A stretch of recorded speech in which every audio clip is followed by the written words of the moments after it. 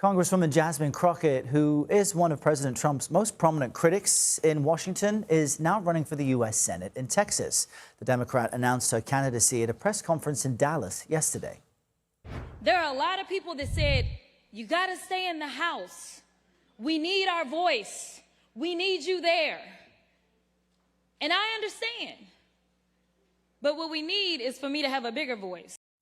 Now, Crockett's announcement came just hours after former Congressman Colin Allred revealed he's ending his own Senate bid there in the Lone Star State. Here's how he explained his decision while appearing on The Takeout last night.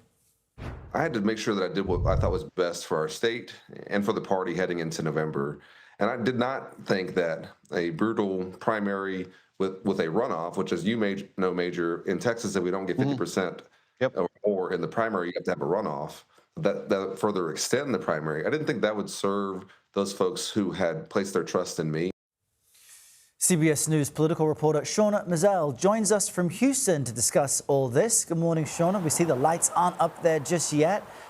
Jasmine Crockett says she's a formidable candidate, but what does polling or other data suggest? Is she right?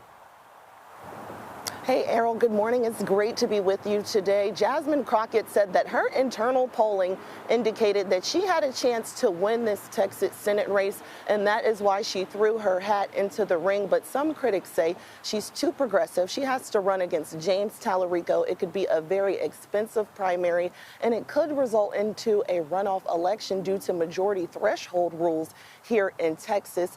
Our political director at CBS News, Finn Gomez, sat down with the chair of the DNC just days ago and had the opportunity to ask him about Jasmine Crockett's prospects in this race. Take a listen to what Ken Martin had to say. I've always taken the view that our job is not to put our thumb on the scale and say this is the only type of candidate that we should run.